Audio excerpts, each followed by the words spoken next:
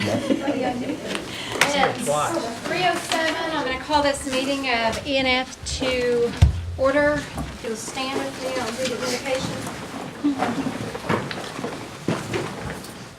Dear Heavenly Father, creator of all things, we thank you for being with us today. We ask that you will preside over these meetings. Let us do the business of the Cherokee people in a manner that pleases you. We pray that you will be with the people who have come here today. Give them traveling mercies as they go home. Be with our soldiers serving both here and abroad. Keep them safe as they stand in the gap for us. For it's in your name we pray. Amen. Shelley, can you do the roll call for us? Yes, ma'am. Jody Fishingham. Here. Denise Taylor. Here. Jack Baker. Here. Harley Buzzard. Here. Joe Bird. On him. Julia Coates. Here. Janelle Fulbright. John Garvin. Frankie Hargis. Hannah Glory Jordan. Present. Lee Keener. On me. Dick Lay. Here. Curtis Snell. Here. David Thornton. Victoria Vesquez. David Walkingstick. On him. Kara Cowan Watts. Honey. We do have a quorum. Thank you. Okay, you have the minutes from the June 17th meeting in your packets. Need to approve those. Make a motion to be approved. Second. I have a motion and a second. All those in favor? Aye. Any opposition? Okay. We'll move on into our reports. Could we have our treasurer, Lacey Horn, come up, please? Good afternoon, Tribal Council.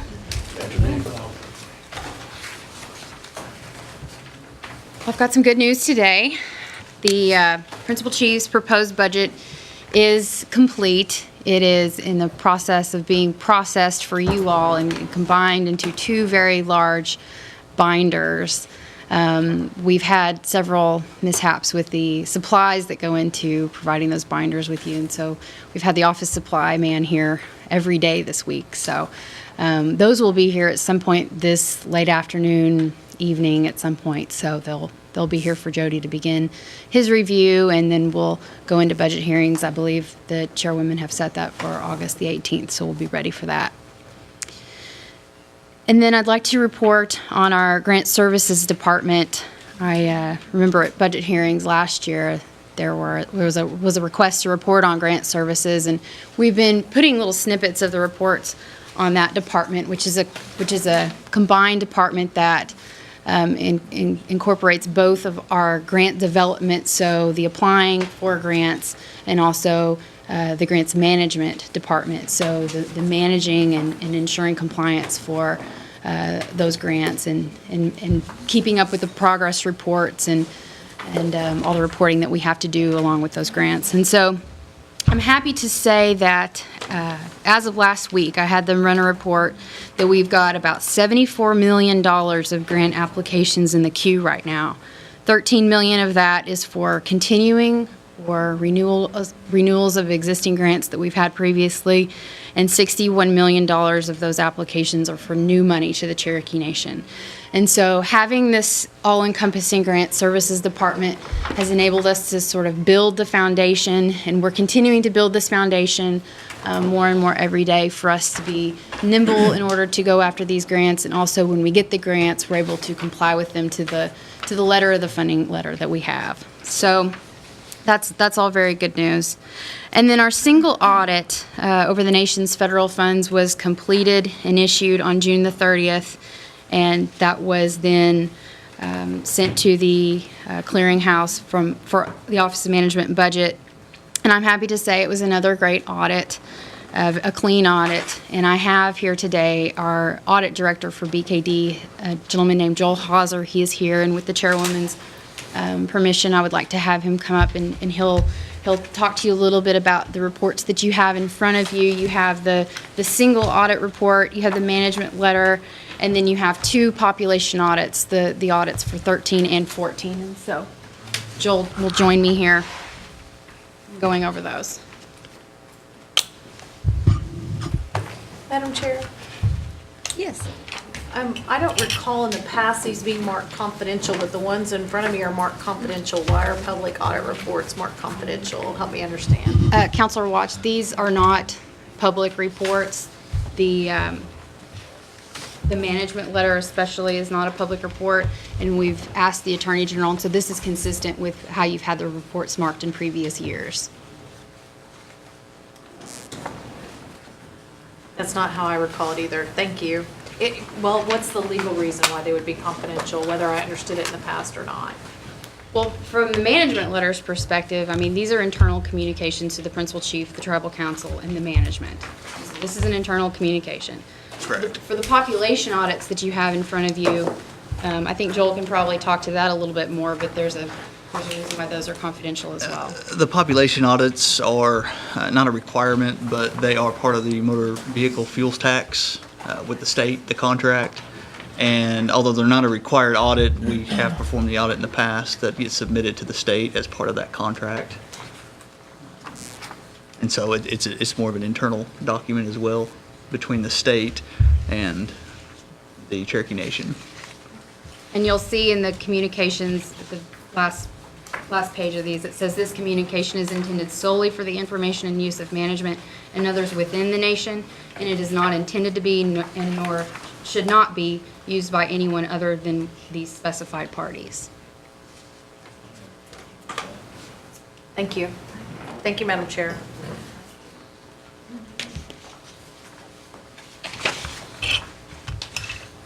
I think Joel's going to start with the management letter, which is the thicker letter that you have in front of you. Sure. The management letter is an internal communication between management and the tribal council, and it goes through a summary of the findings related to the audit, goes through some of the important communications that we are required to give to governance. And within it, I'm pleased to report, most of these are classified as deficiencies, any issues that we have, which there are 3 tiers. There's a material weakness, a significant deficiency is the second. Those 2 are required to be reported to the federal government. Those below that are just considered deficiencies, which don't rise to that level. And everything communicated in this letter is just at the level of deficiency. I wasn't going to go into great detail over them unless you had any questions, but they have all or are being addressed. The first, I guess, there's 2 sections. There's an internal control over financial reporting, which is related to the actual CAFR, the financial statement audit. And then there's another section on internal control over compliance, and those are related to the single audit, the federal grants audits, and that's kind of how those are classified. So if there are any questions, I'd be happy to address them. Madam Chair, Yes, I'm sorry. and just remind me, do you also review our housing authority? We do not. Separate audit. It's a separate audit by separate auditors. We do use their audit report, and it rolls into the CAFR, but it's separately audited by So you other look at the auditors. report we give to HUD, or just their financials? No, we don't look at the actual, depending on what report it is, if it's part of the program that we audit, we may look at the report that's required to be submitted, but not the individual internal control reports. Thank you. Yes, you're welcome. Kind of the next on the list was, just wanted to briefly mention the CAFR, which is the Comprehensive Annual Financial Report. Do you want to tell them what these deficiencies were? Oh, sure. I Okay. can go into detail on those. If you turn to page 5 of the management letter, it begins the list of deficiencies, which these are related to the actual CAFR financial reporting. The first one was over the workers' compensation liability estimate. And part of preparing financial statements, some of the numbers are estimates and not actual numbers. And one of those is related to workers' compensation, basically trying to establish what you're going to pay for current claims. So it is an estimate, and an error was identified in the calculation of the spreadsheet. And so we've kind of asked the nation, Lacey and her department, to review. There are other departments that come up with these estimates, and so it doesn't necessarily flow through the Financial Resources Department directly. And so we've asked that they also review those outside estimates that are used for the financial statements. The next one, capital assets, repairs and maintenance activity. There were a few instances identified where there's a threshold between what counts as an expense and what gets capitalized in the nation's financial statements. And there were a couple instances where some items were expense that probably should have been capitalized in accordance with policies. Again, they weren't material. They were relatively small compared to the financial statements, but we've asked that those be reviewed and that policy be reviewed. And then last was the contract health services open claims. Again, this is another estimate. Actual numbers are hard to pin down, but there were a couple instances where one of the items was actually paid before year end, but it still showed up as a liability at year end. And then there was another instance where there was an estimated number that was used for the liability, when in fact the amount paid after year end was a lot less. And so we've asked that those policies and procedures be reviewed and extra controls be put into place. Again, these are deficiencies. They don't rise to the level of being reported to the federal government, so they're just an internal communication. Page 7 is our 2 deficiencies related to our single audit, which are audits of the federal programs. And we had a couple instances of some eligibility verification with the Head Start program and the food distribution program. And we've discussed it with both programs, and some new procedures and some new kind of reviews will be put into place. Most of it is over documentation and what is considered eligible documentation. And so we have discussed that with Lacey and with Jamie and the individual programs, and hopefully those will be addressed. That's And it I for will the- say, Madam Chair, that all of these issues are in fact being addressed if they've not already been cleared. And as far as the eligibility certification goes, we've had, in addition to meeting with these 2 programs, we've also hosted a meeting this morning where we invited all programs to come and hear best practices on determining eligibility and documenting eligibility for their participants. So we feel like we're making headway here too. And it is definitely a good first start. As I discussed with Lacey before, that the federal government, with the budget cuts that everybody knows are probably looming, we're starting to see the grants and the grants management with the federal government become a more competitive process, and those with the better controls in place and the better history of running the programs are more likely going to get most of the grant funding. So it is an important step. I do appreciate the nation for taking that proactive step. Yes, Council. I'd just like to commend Lacey with the largest budget we have, and I work in a school district that's got maybe not even a tenth of what we operate on, but just to have these very few deficiencies is really good. These are really minor deficiencies you're talking about, maybe just some paperwork or reporting, which you guys are already making those adjustments. Anyways, good job. Thank you. That's all. Thank you. Comments on CAFR? No, but I would like to reiterate that point. The CAFR, especially for those who've never gotten to go through that process, it's a pretty arduous task of putting that together. And I would like to congratulate the nation on doing it. The nation, Cherokee Nation, is one of only 3 tribal governments in the whole country that I know of that actually put that document together, which is the oversight agency, kind of GFOA, Government Finance Officers Association, is kind of their premier transparency and accountability document that they really encourage governments to follow. So I would like to congratulate you guys. It is a difficult task, and they do a very good job with it.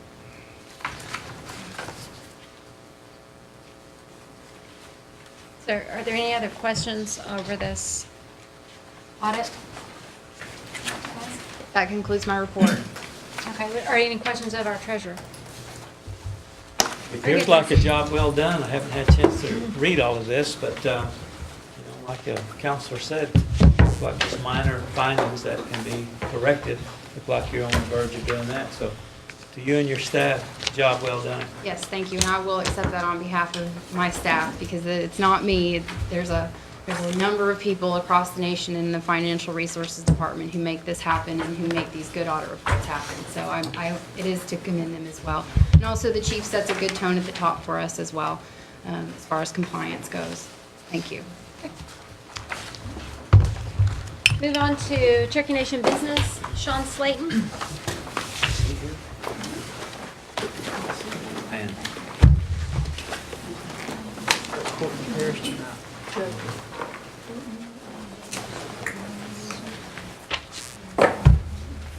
Yeah. Good afternoon. Good afternoon. My pleasure to report on June. We had a really strong month in June financially across the companies. Consolidated net income of $8.9 million, approximately 15% ahead of our budget. Year-to-date, we're about $2,500,000, I think, ahead of where we were last year. So I'd like to congratulate all of our people for making that happen. As you know, we're approved to do something up at Coffeyville, and we've already started the mobilization and paperwork to get that done. We'll be going out for bids here in the next few weeks, and we're looking forward to having a presence up in that area. We met, some of our executives met with the council, city council, town council last week, and I think it'll be a good partnership, and we intend to be a good community partner, just like we are with the rest of the communities that we have a presence in. So looking forward to that. Down at Roland, as you know, we have a construction project underway there on the hotel and casino. One of the things we've decided to do is spend a little bit of money there to strengthen one of the rooms to provide a tornado shelter, if you will. So we're working on that, doing a little bit of redesign on the hotel. Will not affect the casino at all. Clinics are going well. We have a few that are behind a few weeks on schedule, and we have another one that's ahead of schedule. So we're excited about how those are coming along. Working with Diane's group down at Blue Ribbon Downs to see if we can help the VOTEC there and career services with providing a place for them to conduct a truck driving school, utilizing the pavement, the parking lots, and things like that.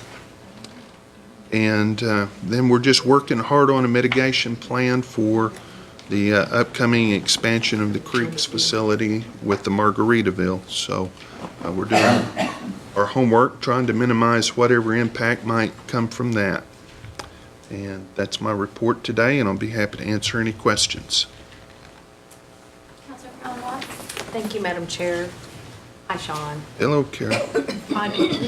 We received a report in writing from the health services about the construction expansion. And it talked about the hiring of HWH and that it was sole sourced and there was justification. Can we get copies of that justification? I'm sure you can. I'm not sure what the process to get that is, but if you'll make a request, I'll send it through that process. Thank you very much, Absolutely. Madam Chair. I have a Okay. comment, Madam Chair. Councilor Bowden? Sean, looking at our businesses, it seems like we're all doing fairly well. When you go down the line there, you've got Roland, you've got Medusa. What are we doing different, or what can we do different? Because it looks like all the properties we're experiencing this positive impact, except Will Rogers Downs. Will Rogers Downs is something that we've always worked on. That one has a different fee structure than all the rest of the properties. We pay 6% in tax on our gaming revenue to the state at all of our other properties, but at Will Rogers Downs, we pay almost 35 or 40 to them. 6% versus around 35%? 35 or 40. I don't really remember what that fee structure's like, but that makes it hard right off the bat to try to make a profit there. But the real key and the benefit that we get from Will Rogers Downs is that with gaming compact, you have to have it one track in the state running the horse races for the compact to remain in effect.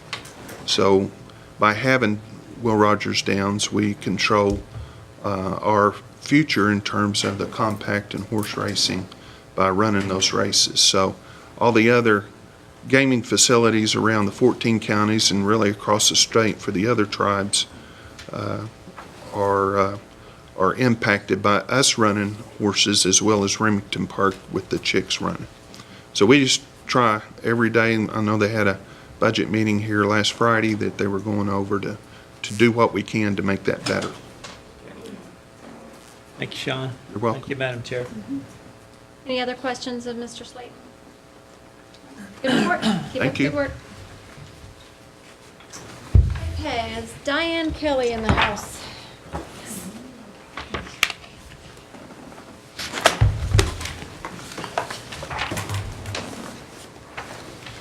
Madam Chair, I just wanted to share with you, we told you that about a month ago that we were rolling out our website. Well, these are some shirts that we're going to be giving anybody who gets employed at C&B that comes through our program, Vivian, and then we'll give them one of these shirts. And we'll have some more. I just wanted to show you what it was, and we want you to advertise for us when we give you one. Is that an extra large, Diane? I think this is probably one that would probably fit Janice. It's a smaller one. We'll have some more coming. I just wanted to share that with you because we're real excited about our website. It's been very beneficial for us as well as Nason's shop and Vivian's shop, and we've been able to put other job announcements on there with businesses that we're working with. South Coffeyville had asked us to put some stuff on there about some railroad jobs, so we're working with them. Bolt Industries out of Anita, so it's allowing people to see other things out here within the Cherokee Nation where they're hiring. So if someone has the skills, they can apply for those jobs as well. We are working very hard to get our staff on board, working very closely with Department of Labor. Department of Labor is on conference calls with us, so we jump out of one frying pan with Job Corps, then we jump out of another one with our grants area. So we're trying to get our staffing on board. We're trying to get into our offices in Pryor, trying to get into our offices in Tulsa, working with Macy's. We'll be gearing up sometime in September, working with all the workforce partners. Real excited about that. Got 3 or 4 people lined up that are going to be working out of the Tulsa area that will be working in job development. So all is good. We are helping everybody, it seems like, throughout Cherokee Nation. We've got some Job Corps students on work-based learning helping Leroy get ready for the new school year up at the Sequoia High School. We've got 14 guys that are working over in housing rehab with David Pruitt. We've got people over at C&B. We've got programs that are reimbursing us for 14 people on our day work program because we've had to shut the day training down till October. That was the tribal day training, and we're looking at the C&B pieces to see how many we actually have there. A lot of people are coming in saying, well, put us on OJT. What people don't understand is that on-the-job training is we're at the mercy of the employer. If we go out and negotiate a contract with, say, Del Tile over in Muskogee, Del Tile will say, send us 5 referrals. They will interview those 5 referrals. They will make the selection, not us. We basically tell them that these are people that will qualify for the program. Then they negotiate a contract with us, and they put them on their payroll. They're their employee. Then we reimburse them at the end of 30 days. So I know that people have been calling us and saying, well, when they come off day work, put them on OJT. OJT is for people that have some skills.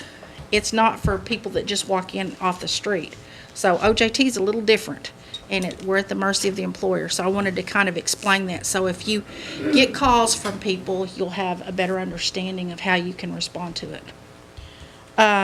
Our TED program, which is our Tribal Economic Development Program, we have a component called Employment Training Preparation, and that's the people that actually qualify for economic development, and they are actually going to be employed at the end of their time on that program, and we actually assist them, and it might be with maybe clothing to go to a hospital, to a clinic, or it may be to help them with a transportation cost, which could be coupons for cats or Pell Van to get them to and from.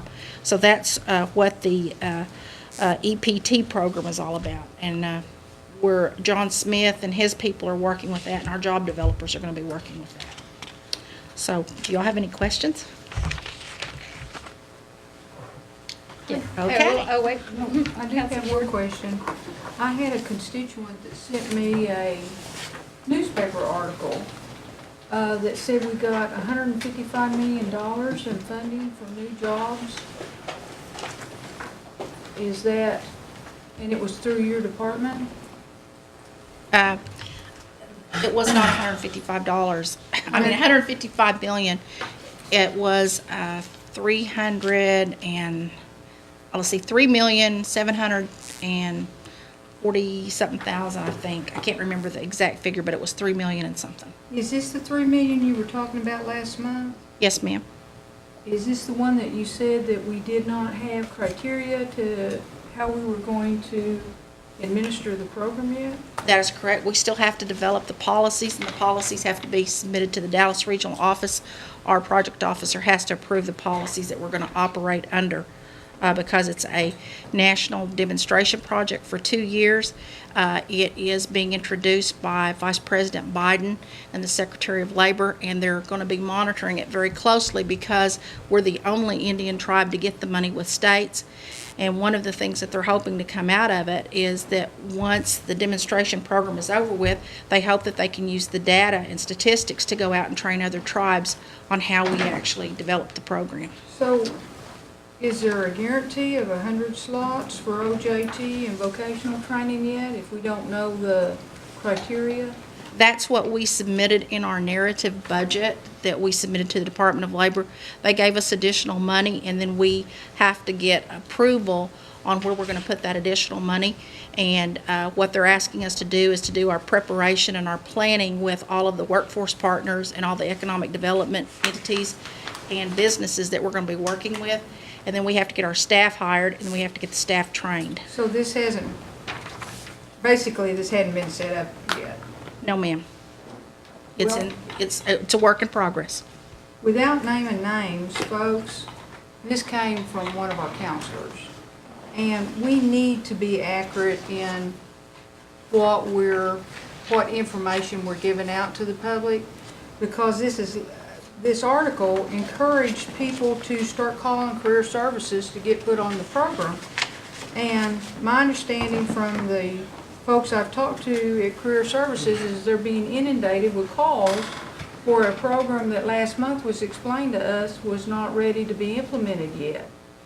And anytime somebody thinks that we've gotten $155 million, they're going to be knocking at our door. $155 million is 25% of our governmental budget. That was, I don't know how anyone could think that that figure was accurate. This came out as some official article through us. And I would just ask that each of us here on the council, if we're going to give an article out to the newspaper, that we make sure that the information is accurate before we give it out. And I think that's probably enough said on that we just don't need to do this again. It doesn't need to happen this way. I know everybody wants to get information out there. I see you tweeting and twittering and Facebooking and all of that stuff. Probably 9 times out of 10, the stuff I see, I'm thinking, what meeting were you in? Because that couldn't possibly have been accurate information. You know, people are sending us these little screenshots all the time. And I guess, is the idea just to get your name out there or just be accurate for the minute? This impacts a whole program when you put information like this out there.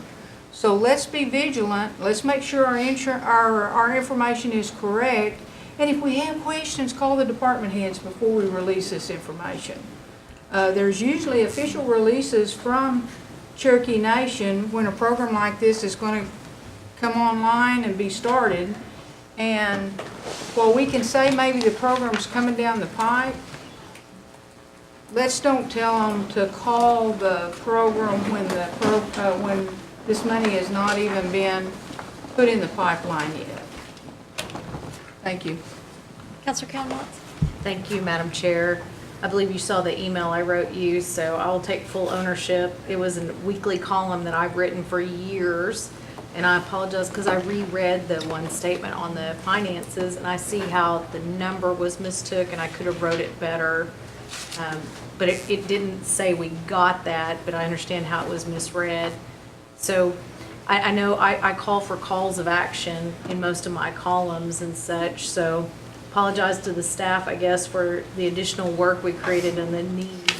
Because when I read the release that came out from the tribe, which was the first I'd heard of it, it was very specific on the 100 and those things, and I always want to make sure my area gets an equal opportunity to the services that come out of Tahlequah. So without any additional information, that's where it was just called to make sure that they're in. So I regret any duress I've caused the staff, but it didn't have the specific amount for the Cherokee Nation, but it referred to the overall amount, and I saw after I read it. But if you'll just bring it to my attention too, I got I'm happy to help correct, information that goes out. But I was reacting to a news release from the tribe. Well, because we had to shut the tribal day work down, all the people that was on day work saw some of the people, I won't say everybody, saw the article, and they were calling the counselors, and they said, "You've got all this money, and you're denying me services." So they don't understand, people don't understand that we have different pockets of money out there, and there is, criteria with those pockets of money. And what they see is, career services, they see Cherokee Nation, and they automatically think, well, you've got this money, why won't you release it? In the way the article read that I got from the tribe was that it was immediate almost, that we'd be doing things, it was going to keep moving, and there'd be 100 slots. So I was reacting to that to make sure that they understood that they needed to go to the career services office if they wanted an opportunity with this grant. So I think too, when the tribe releases stuff, if that's the only way I'm getting my information is through the news that I see coming out too, then I'm reacting just like constituents if there's not an ongoing dialogue. And I know after the news release, after my column, then we had a chance to talk about it in committee, but it was all after the fact. Yeah. Again, please Well, thank the staff for their work. Because I did try to clarify that at committee meetings so that you all would know. Because anytime we get a new grant, especially a demonstration grant, there's always a window for planning, and we have to have that window to hire staff to start up, and then we have to train the staff on the requirements for that grant.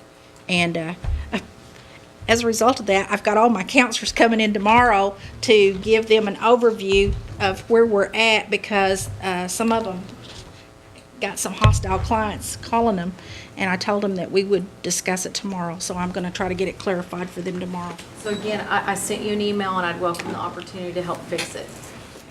Thank you. Who wrote the grant, Diane? Kim Carroll. That was my guess. Good job. Counselor Keener has a question for you. Thank you, Madam Chair. How's GED going right now?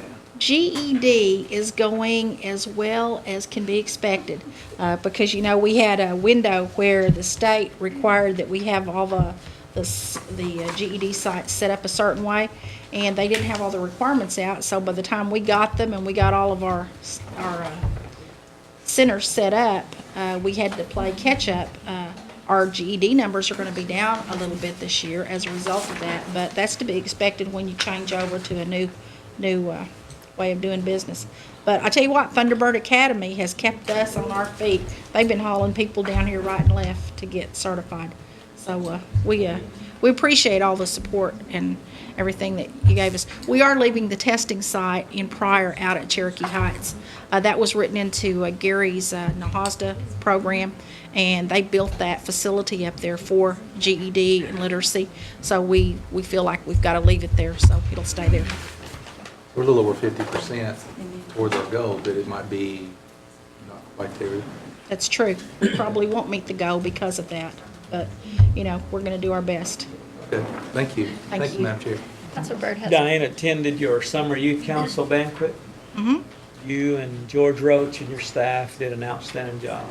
Good Thank group you. of leadership coming up, so I want to commend you and your staff for that. Thank you, and I guess I should thank Councilman Walkingstick. He came to 2 of our events. He thought he was speaking at one of the events, and he showed up, but we let him speak because I said it's the one coming up next week. But he was there, and so were you, Councilman Byrd, and we appreciate you all coming out. I know the parents that were there for the interns, they appreciated seeing y'all come out. He's been wanting to speak lately. Yeah, he did a good job. He relates very well to those young people. Thank you, Madam Chair. Is that all for Ms. Kelly? Thank you. Thank you. Good work. and a night.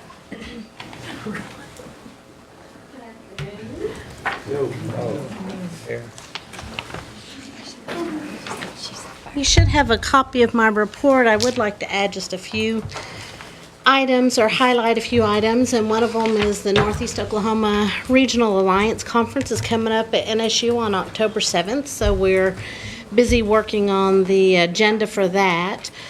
It'll focus on how far northeastern Oklahoma has come in the last 5 years since the first NORA summit happened, and then the power of networking and trying to help community and community organizations realize the power of networking with each other.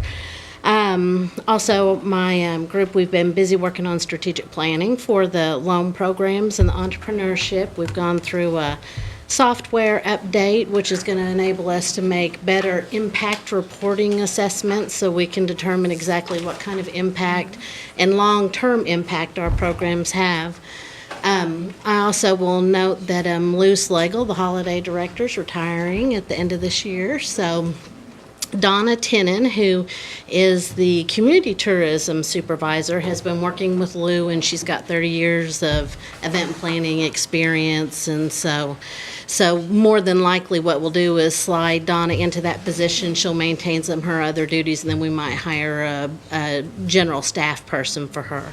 But with CMB helping us with all the publications on the holiday, that's freed up some of the time that we have. I also have Speaker, you asked last month about equity on our agriculture loans, and I did some research on it, and we were not accurately reporting the equity. Many of these people, well, all of them had a farming operation in process, and so the equity on these projects was 30 to 83%. So they are bringing forth adequate equity. We're also expanding our database where we file our EFS statements. Right now, we're sending them to the Secretary of State and some of the local auction sites, but we're going to expand it into the other states and some of the smaller sites that may not be getting it from the Secretary of State. Up along the Arkansas border. Mm-hmm. Take care of most of it. Okay. Are they putting up land as the additional collateral? Say they're buying cattle, are they putting up their land, are they putting up their equipment? Most of them are putting up their equipment. They're putting up their equipment and then the cattle that they have. And they're actually, 2 of them have been youth loans for $25,000, and then there's been one adult loan for $20,000 and one adult loan for $9,000. So they're smaller. That was all for cattle though? One of them was a long-haired sheep, or no, loan for hair sheep is what it says, but I'm assuming that's long-haired sheep and a error on my report. How many did they buy? I I'd have been able to buy a pile of them. yeah, it just said it started up and expanded their hair sheep business. Really? Mm-hmm. Yeah, You all, that was a loan over by Holber. that's what I'm kind of, Mm-hmm. I mean, do we know how many they bought? Do we- I guess here we would be do. the correct question. Mm-hmm. Can we ask next month for a summary of what they bought with their loans, What all they- loans, Mhm. and what the collateral is for all loans? Okay, so you It may be just, adding it to our report? yes, if Okay. you would. Yeah, we can I'd appreciate certainly do that. that. Mm-hmm. The bad thing about cattle is they seem to walk off. They do, It and seems to roll off. only one loan Land has. doesn't leave. Yeah. I have worked for companies, financial companies, and I got to the point where I love to see land put up as collateral, because that's the one positive thing that never leaves the area. The mobile homes, the equipment would roll off, you'd find it in California or Florida or somewhere, and the cows or sheep or hogs would all die. Mm-hmm. Never seen such a set of bad luck as the 10 years that I did collections for somebody. Right. Everything would die.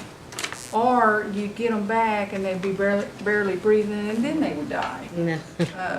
So I trust land. We've had some decent luck on our ag loans, and we don't have that many of them. And I don't know if you're familiar with Tom Merrill. He works for Armstrong, and he worked here, and he transferred up to Bartlesville. And he's on our loan committee, and he's our ag loan expert. And so he looks at all of these loans before they're approved.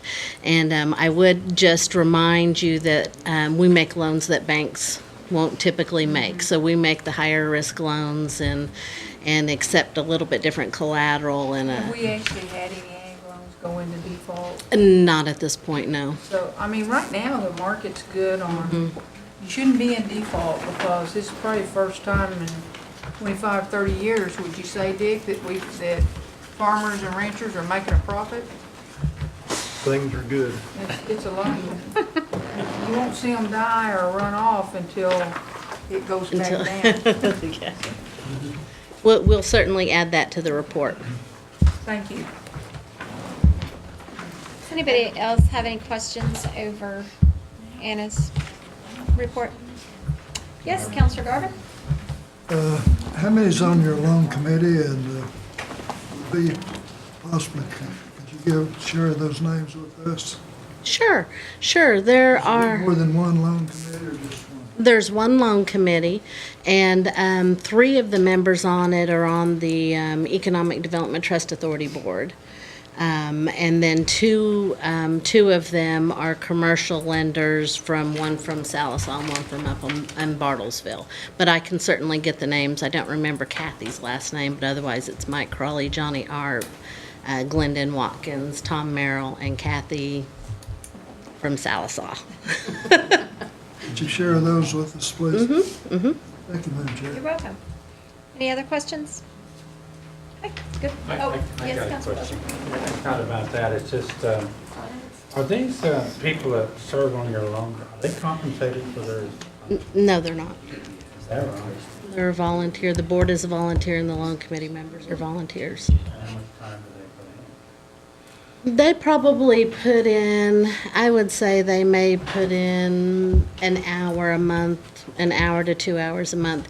And all of them, except for one entrepreneur on the Trust Authority Board, are lenders, and so they're able to get CRA, Community Reinvestment Act credit for serving as volunteers on community loan funds. Thank you, Madam Chairman. That's good. Good job, Anna. Thank you very much. Thank you. Okay, moving on to our consent items. John, you want to come forward and go over the tarot with us? It's intact, there's no changes to be made, so the list you have is correct. Does anybody have any questions? Okay. Move on to the, To make a motion to be approved. thank you, Jack. Second. And, okay, all those in favor of approving the tarot certification signify by saying aye. One comment. John? I like these businesses. I know sometimes you can't help that, but these ones that are 100%, 90%, 70%, they just stand out a little bit easier to certify than the 5149. They are, there's less documentation when there's one person, we have to get for the other partners. When they have 5 or 6, it really gets tough, because they have to fill out the management papers and things like that. But if they were all 100%, it would make our committee's life a lot easier. It helps. Yes, it Thank you. does. Okay, we need to vote on the tarot certifications. All those in favor, say aye. Aye. All those opposed, same sign. Okay, now moving on to cemetery consent items. There's one addition to the list that was in your book. It's Rabbit Bunch for Old South Bunch Cemetery. And that's in Adair County.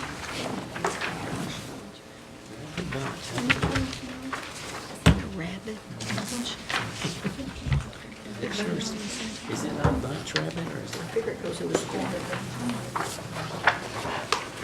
Your Bunch is there. So a good Taking day. care of that one. Turn that one in. It was just not on the list that went in your packet, but Who turned it in? Responsible for it, I'm curious. says Rabbit Bunch. I'm not sure. We'd have to look on the. I know who it is. Make a motion be approved. I have a motion. Do I hear a second? I'll second. Okay, motion and a second to approve the cemetery preservation. All those in favor say aye. Aye. All those opposed, same sign. Move on down to community assistance. We do have a new list that was provided here at the meeting. And there's some changes to that new list, I think, about 6 lines down on the yellow section, the Lost City Community Organization, that one needs to be removed for 500. And a few more items down, First Baptist Church for 500 also needs to be removed. And in the middle of those is Farrell Prater. It's the covered dish. That's going to be increased to $1,000. And there's the list on that is Janice 545, Tina 65, Jody 65, David Walking Stick 65, Joe Bird 65, Janelle 65, Victoria 65. And Dick 65 for that total of 1,000. And also there's addition of Sequoia High School Alumni Association for a total of 2,000. That is $1,000 each except for one, and also David Walking Stick is doing. $100. Ma'am, $100. I'm sorry. I was really getting in your pocket. Yeah. Just a zero. We were Yes, Counselor asked on the Calhoun. spot, and I looked, I have carryover I didn't realize I had. Okay. So I think that I need to answer yes. Okay, to the so that'll be $100, not 1,000, but. Right, 100. So that'd be 2,100, and so 100 each except for David Walking Stick is doing 500. So He's gonna give 500, right? yes. Okay. Good job, David. Step up. I had one correction. Yes, ma'am. On Lowry Fire Department, is that correct, guys? We're gonna split that? I would hope so. Okay, all right. So that 500 is split between the 3 Cherokee County. Okay. Any other changes? Yes, Frankie? I need to put Adair County Fair Board for $350. Jody? Before Janelle left, she wanted me to make sure that Roland School was down for 1,000 for robotics. And that was for Janelle. And how much was yours, Frankie, on the Adair County? 350. Okay. Counselor Buzzard, did you have something? Yes, and I don't think it made it in, Jody, but I need to add the Fairland Native Youth Club for $500.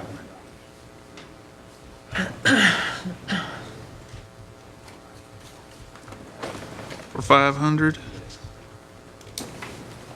Okay. And Counselor Coates had? Yes. For the Cherokee Township of San Antonio, 200 each from Jack and I. Thank you. Cherokee, what was it again? Township Okay. of San Antonio. Okay. Thank you. Okay. Okay, is that all? Okay, with the changes, ask for somebody to move to approve this list. Make a motion to be approved. Have a motion and a second. All those in favor? Aye. All those opposed, say aye. Okay, we're good. Law enforcement. There is a new list and also has some additions. For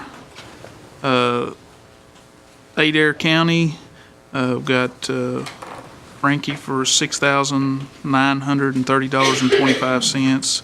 Jody for $6,772.25. City of Stillwell, Frankie $4,193. Jody $5,807. City of Westville, Frankie $5,163. Jody $4,837. Watts, Frankie $3,065, and Jody $1,935. Does anybody else have any changes? Okay, with the changes, I would entertain a motion to approve this list. So moved. Thank you, Counselor Garvin. Do I hear a second? Okay, I've got a motion and a second to approve the law enforcement funds. All those in favor signify by saying aye. Aye. All those opposed, same sign. All right. Moving on to roads. We have several this month under motor fuel tax. West Pettit Bay Road, Part 2, Speaker Jordan for 809, Chief Bird 809, and Councilor Walking Stick 808. East 598 Road, Speaker Jordan 20,202, Chief Bird 20,202, and Councilor Walking Stick 20,202. Concord Keithley Road, Councilor Snell for 7,977. Under motor vehicle tax, Concord Keithley roadway, Councilor Snell 39,959. 6th Street and J for Councilor Buzzard 26,450. And under special bridge funding projects, concrete box bridge, Speaker Jordan, 4,792, Chief Bird, 4,792, and Councilor Walking Stick, 4,791. Wait, is that the one back here? That's the one behind the golf course, I'm pretty sure, so. We should have hit everybody up. Here she goes again.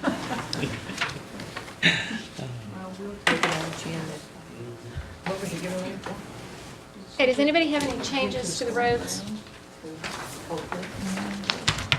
In that case, I would entertain a motion to accept the list as it is.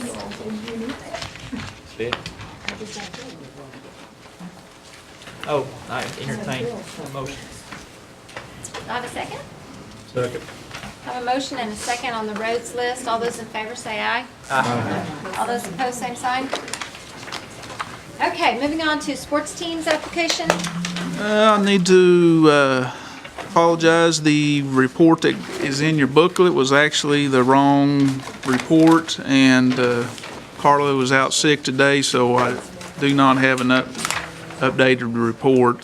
This is one that we actually fund as the projects come in, so we'll make sure to get you a good report in the next packet, so. Okay, very good. I took one in today that actually returned, kind of FYI, brought his check back in. He said they didn't make the tournament that they were going to make it to, and they had no other need for the money, so I thought that was pretty good deal that they returned it. I don't remember the name on it now, but he was picking up an application for a cemetery, so he was wondering if he could just take that money, and I said, no, we had to, you have to return it and apply for the cemetery money, because it's 2 pots of money, so. Okay, so how about the livestock list? Is it good?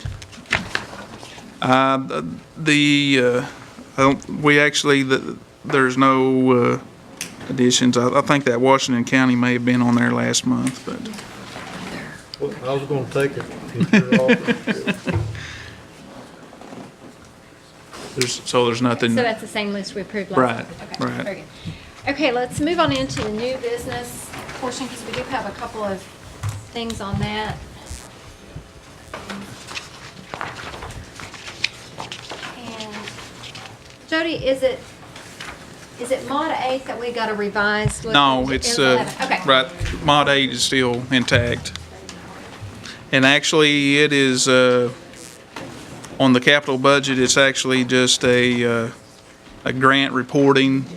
There's not any authority budgets, but we do want to go ahead and process it through as a mod, just for reporting purposes. Jody Fishing Hawk, would you introduce that to us, the Mod 8 that's in our book? I'd like to make a motion for Inflation Rate Act 2213. It's the comprehensive capital budget, and it's Mod 8. I'd like to make a motion to pass it. Okay. We have a motion and a second to pass this modification. All those in favor say aye.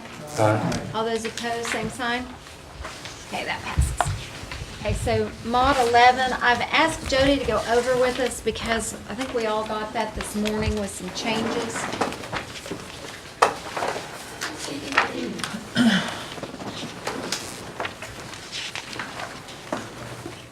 I'll just start in on it. You'll notice in the revised copy you got, there's some additions and changes, and I've noted those, but and I'll note them as we go. Under the grant reporting, there's $2,924,622 this month, and under the I'm still in Section A, under the general fund cash match for grants. You will notice some changes down in the modifications. This fund is being reduced for some other uses. That's the $329,500, and I'll detail those down in further in the report. So we still have an available balance at this point of $133,664 for any new cash matches that come in before the end of the year. Under Section B, Mod 11A requests, there's 11 budgets for a total budget authority of $1,755,594. Item 1, charitable donations. It's in the general fund, and this is actually just a modification to change the, do a name change on council District 3. There's actually no dollar amounts involved in that change. Item 2 was added since the original mailing, Tribal Nursing Program, 1010-219. It's under General Fund. Modification requesting a decrease in expenditure authorization of $100,000, and that's going to help fund the Cherokee Day program listed in item 6. Item 3, it was revised after the original mailing, cash match for grants, 1010-315 under General Fund. Modification requesting a decrease in expenditure authorization of $329,500 to fund the Election Commission increase for $184,500 and Cherokee Day Training Program for $145,000. And that's the item that I was talking about above in the cash match. Item 4, Tribal Election Commission, 1010-360 under General Fund. It's modification requesting an increase in expenditure authorization of $184,500 for capital purchases of equipment. The funds are made available by the reduction in cash match for grants, and their new total budget is now $954,955. This was originally some equipment that was going to be purchased in FY 2015, but they had to receive it in for testing purposes. So that required it to be the commitment being 2014. Item 5, it's added after the original mailing, Tribal Summer Youth, 1010-533, General Fund. It's a modification requesting a decrease in expenditure authorization of $100,000 to help fund the increase in Cherokee Day Training Program. Item 6 was added after the original mailing, and it is the Cherokee Day Training Program for 1010-555 under the General Fund.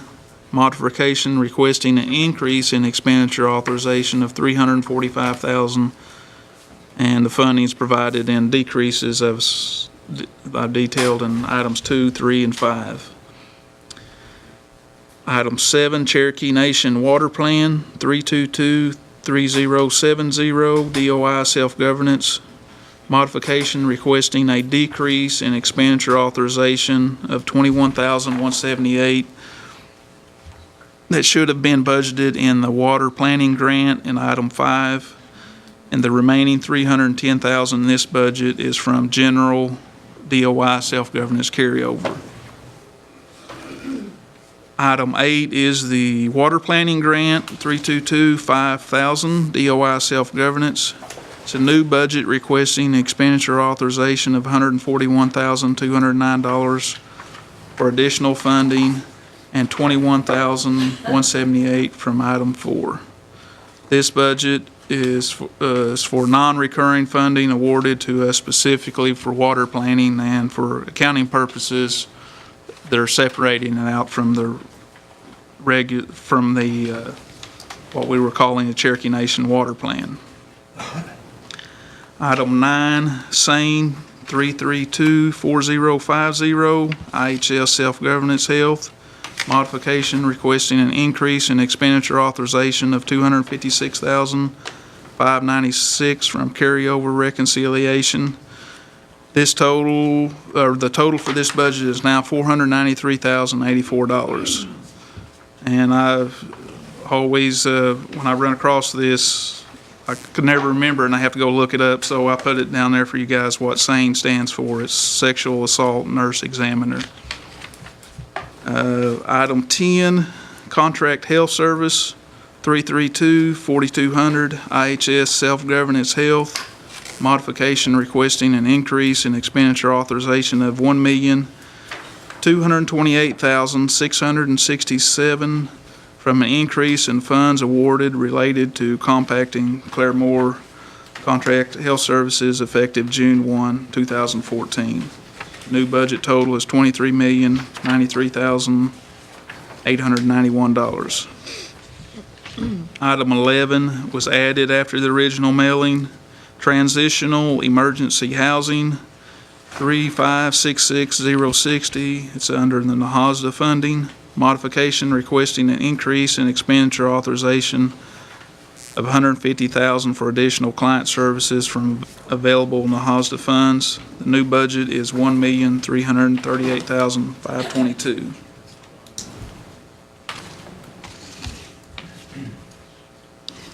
Chair, I move for the approval. I will second it with one correction. Okay. Under item 8, you have 21,000 from item 4, that should be from item 7. Yeah, I agree with that. So renumbering, want to get these new, Right, I'll try to catch all those, but okay, thank you. Councilor Crown Watts, did you have a question or comment? I have questions, Okay. thank you, Madam Chair. Let me make sure that I'm reading this, okay.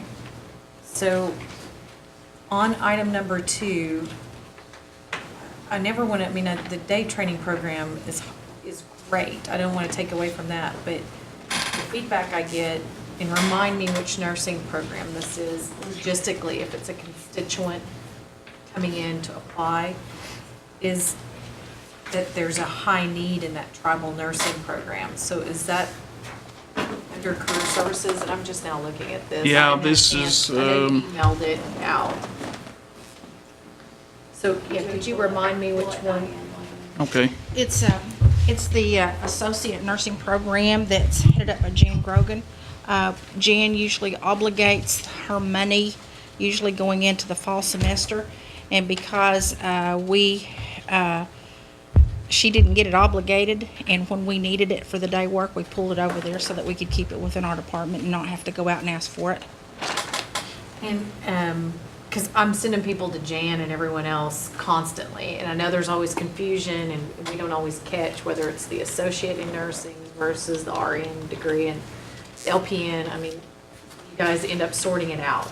What our thinking was is because we got that new grant, there is components in there for health, and we'll be able to come back in for some of those students that she was actually going to assist with that money that was sitting there. We'll utilize the grant money that we got for this demonstration.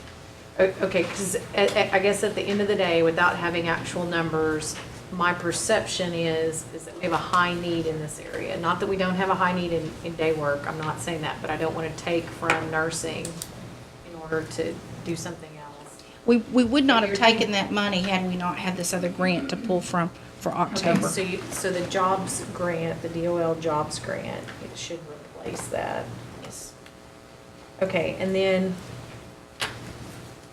let's see. Cash match grants, well, you won't be, okay, let me see, while you're here, Diane, let me see what else there's.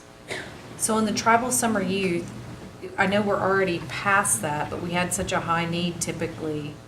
How are we able to take the $100,000 from that If you'll recall back, I think it was 4 months ago, I told you all that we had money that was established in the carryover for day training. And because of the numbers that were coming in for summer youth, I asked permission to move some of the day training money over to help with the summer youth, with the understanding that if there was money that was left over at the end of the summer youth, that we would request that it be moved back.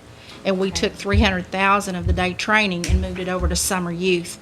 And then we have 100,000 still sitting there that we're gonna move back over. And just to, so that I'm aware of the decisions we make and like how it translates, was this why they didn't have the trip they normally have for summer youth or something? Is that how we were able to get the $100,000, or did we actually have to have the trip? I remember there was something at some point. There was some discussion that if you all went to North Carolina this year for the tri-council meeting, that those students would go out and service pages, because it was kind of up in the air whether y'all were going or whether they were coming here and going to be hosted by Katuahs. And I think at the last minute, Katuahs decided that they were going to go ahead and host it. So then we actually had that money sitting there, and we knew that we were going to need it for the day work to get us through, because we were going to have an overflow of dollars because we had served too many people. We also had a court case that was won, and we had to pay the court fees, and we had to do back payments of an employee out of that money. And we also had transportation that we had to pay out of day work. Okay, let me make sure, because I would think that day work is day work, but we're paying a court settlement. It had to come out of day training because that employee was paid out of that fund. Okay, it's court, so is this public record, or can we understand what that court case was? I don't know if I'm at liberty to even say. I don't think I am. Still here, or? Could you, Okay, so it's a court settlement on an employment case because it originated out of day work, right? Is that what I understood? It was an employee who was paid out of the day work, who worked as a counselor, and we had to pay Okay. that back. And then, there's, you said transportation? Yeah, the day training transportation for those who were on day training, that we were supplementing the transportation to go to the casinos where they were actually working. Okay, I didn't understand that we actually did that out of that day training budget. And then, so if for this $345,000, will this take us through the end of the fiscal year? The $345,000 is money that's already for the salaries for the rest of the year, to work with any of the C&B referrals or any of those that are assigned to programs that are reimbursing us. And it will cease anybody new coming on through October. This is money that we've already spent. Okay, but it will cover us, our current Up through obligations October. Yes, through ma'am. October 1. Yes, ma'am. I'm making sure there's nothing else that you, while you're up there, Diane, thank you very much. You've been great, thanks. Okay, so, we have no concerns about taking from cash match then, Jody? Thank you, Diane, Ms. Yeah, Kelly. I'll speak to that. We're kind of here at the end of the year, and the way the cash match works is, we have cash match available and we apply for grants. Sometimes we don't get that grant because they're competitive, and so there's not a need to have that money available for the match. Sometimes we luck out and last minute that match gets waived. And, it's sort of been a balancer for us at the end of the year. Last year, we were able to cover scholarships with some money that we had available in cash match for grants. And so that's sort of what you're seeing here, too. It still leaves us with about $130,000, which is still a good amount in the event that any grants come available between now and the end of the year. We're getting pretty close to that. So, we'll have that available. And then also, assuming that the chief's budget goes forward, we'll re-up the cash match for grants, that we would have money available as of 10/1 for more new grants. Okay, and then I think I have 2 or 3 additional questions. So on the Tribal Election Commission, I could have swore I saw where they returned money at one point. And maybe I don't have those notes with me, I guess. And so I guess at the end of the day, will these dollars cover what they need to transition to the new company and get all the equipment they had originally asked about. Yes. So we're done. So in fiscal year, this next coming fiscal year, we won't necessarily see a rollout for capital request for new equipment. I It should be know it. they've actually, there's some in there, but I know they've actually reduced their original 2015 budget by this amount. So their 2015 budget that will be coming forward has been reduced since their original submission of the 2015 Okay, budget. so can we have some kind of look from them or whoever needs to put it together that says that this has been purchased, this was the original request or budget we thought would look, and all the equipment that they needed to implement the new system and the new software and all that, that's been done, or, and this is what it came in at, and I mean, can we have some look at that? I don't know how to do that, but. Just a point of clarification, we're gonna look at that in 2 weeks during our budget process. That's fine. I mean, I'm not Yeah. saying it has to be produced right now. I'm just asking Yeah. that this begs that question. I'm trying to get an idea of where we're at with their budget. When they come up for our I'll answer. budget. Hi, Chairman Horton. Good afternoon. Afternoon. Before I get into anything right now, first of all, I would like for our new administrator of the Election Commission to come forward, Madison Cornett. She is our new administrator, and we have got our administrator position filled. We've got our clerk 2 and our clerk 1 filled, so we've got a full house right now. Excellent. And your question was what now? I don't know, it's not necessarily relevant to E&F, but since you're introducing, I just, so that our constituents ask, is anyone fluent in Cherokee that is going to be on staff to answer questions if needed? Okay, I think thank so. you. Are you? I'm sure not.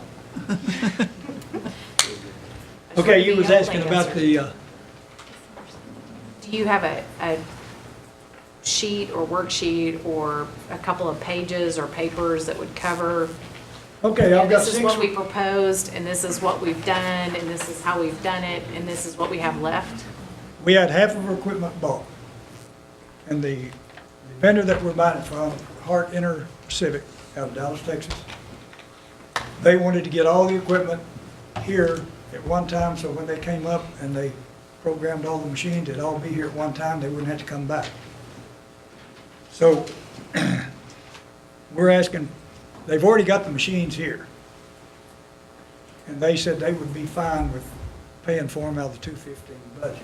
But we found out that Cherokee Nation cannot insure those machines until they're paid for, and they're already here. And so we're asking for the $185,000 to pay for the machines. And the reason is, I'll give you some examples, to have the machines from the same assembly time to guarantee that that the machines in that frame time that we need them. The company had several requests for machines from many states, and they're selling a lot of equipment, and they wanted to get them up here before all the same machine were being processed. And they want to do acceptance testing on the equipment this summer to make sure all the equipment is in good working order, and we must have plenty of time to replace the equipment if something's bad. It'd be bad to come up in election time and say, well, you've got a bad machine, well, why didn't you test them prior? Well, if we didn't have them, we couldn't do it. Be able to conduct several mock elections with the equipment and software purposes for the staff and the precinct officials. Prepare for training of the election commission and the staff of the election commission on the new equipment. And we're going to be very busy after January the 1st. And we need those machines in here so we can get our work in process. And after January the 1st, it's going to be big time for the big election. And that's the reason that we're asking for the money, because the machine's already here and they can't be insured until they're paid for. And it'll come out of 2014 budget, or it'll come out of 2015 budget. So we're asking for this so we can get it out of the way. Very good. Thank you. You're welcome. And I had a couple more questions, I think, for Lacey. Thanks for Thank you, being Mr. here to Wood. answer those questions. Could we have a complete look of some kind of report on contract health service with respect to Claremore and how that has fallen out in actuals that we've received and then we're expending. Amy, did you hear that?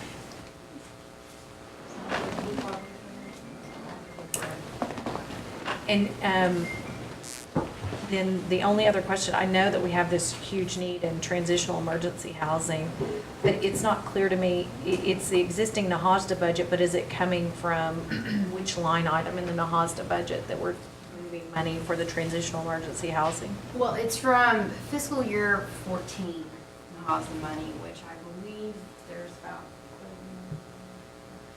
And the way that that funding works is that it's for 1 year in arrears, so we have to use all the 14 money to budget for 15 fiscal year. So we invest that money and hold it to wait for 15. And so it's not likely that they're gonna spend all of that money between now and the end of the year, so any money unspent will just roll into carryover that we can bring forward and with NAHASDA carryover. So it's not necessarily. It's not coming taking from one fund to No, give to budget another, it's and- just set monies that's already This is sitting. Unbudgeted. Okay. When I read it, and maybe it's just because I'm reading it on the fly, it wasn't clear, so thank you for clarifying. Sure. Thank you very much, Madam Chair. Thank you, Lacey and Jody. Anybody else have any questions about this budget modification? Yes, Counselor Baker. A couple of other minor changes. Under item 4, at the end of the paragraph, eliminate the of. And then item 7, the last line, it should be the water planning grant in item 8. Okay. Thank you. You're welcome, sir. Anybody else?